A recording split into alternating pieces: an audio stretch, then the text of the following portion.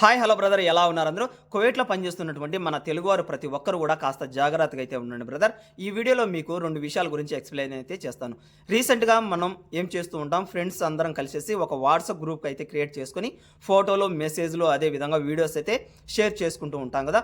అటువంటి సమయంలో మీరు ఒక ఓటికి 10 సార్లు చెక్ అయితే చేసుకోండి, ఆ నెంబర్ కరెక్టా కాదా అని. రీసెంట్‌గా కువైట్‌లో 32 సంవత్సరాల వయసు కలిగినటువంటి ఒక ఆవిడ 33 సంవత్సరాలు కలిగినటువంటి ఒక కువైటీ అతని మీద కేసు అయితే పెట్టింది. హరాస్మెంట్ కేస్ అల్-ఫహాద్ పోలీస్ స్టేషన్‌లో.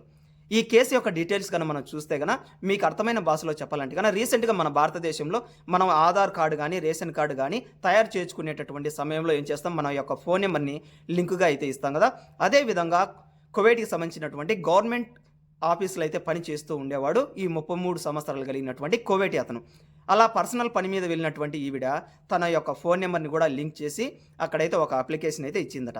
అలా ఇచ్చిన తర్వాత ఆ ఫోన్ నంబర్ తీసుకున్నటువంటి అతను ఫోన్ నంబర్ చూసినటువంటి ఈ 33 సంవత్సరాల కువైటీ అతను ఏం చేశాడు, అబ్బా! ఎలాగో నాకు రెక్కలైతే వచ్చాయి, తనని ఎలాగైనా సరే నా ఒళ్ళోకి లాక్కోవాలని చెప్పేసి ప్రతిసారి ఆమెకి మెసేజ్‌లు పెట్టడం, వాయిస్ మెసేజ్‌లు పెట్టడం, ఇలా హింసిస్తూ వస్తూ ఉన్నాడంట గత కొద్ది రోజులుగా.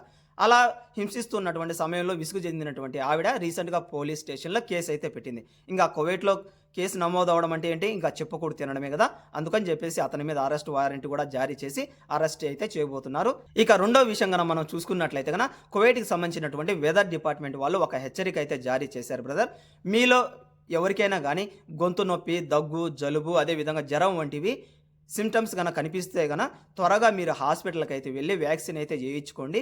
ఇవి కేవలం సీజనల్ వల్ల, అంటే చలికాలం కాబట్టేసి, ఎలాగో క్లైమేట్ మారుతూ ఉన్నది కాబట్టేసి ఇలా ఆరోగ్యం అనేది దెబ్బతింటూ ఉంటుంది. మీరు ఎటువంటి పరిస్థితిలో ఎటువంటి బాధలు పడకుండా, అదే విధంగా భయపడకుండా హాస్పిటల్‌కి వెళ్లి వ్యాక్సిన్ అయితే ఏయించుకోమని చెప్పేసి వీళ్ళు ఒక హెచ్చరిక అయితే జారీ అయితే చేశారు. అంతేకాకుండా సలహా కూడా ఇచ్చారు.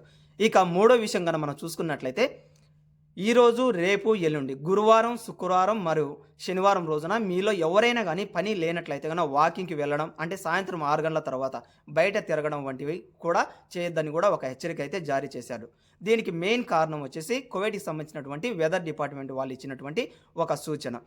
రాత్రిపూట్ల 6 గంటల తర్వాత గన మనం చూసుకున్నట్లయితే గన కువైట్‌లో చలి, అదే విధంగా గాలులు గన మనం చూసినట్లయితే గన చలి విషయానికొస్తే గన దాదాపుగా 5 డిగ్రీల వరకు ఉంటుంది.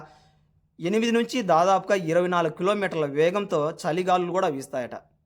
చలి ప్లస్ ఇక్కడ గాలి 2 కలిపి ఆరోగ్యాన్నైతే పాడు చేసేటటువంటి అవకాశం ఉంది కాబట్టేసి ఎక్కువగా బయటికైతే వెళ్ళకండి అని చెప్పేసి ఒక సూచన అయితే చేశారు. అందుకనే మీరు ఎటువంటి పరిస్థితుల్లో పని అన్నది లేకపోతే గన బయటికైతే వెళ్ళకండి. Have a nice day and by by.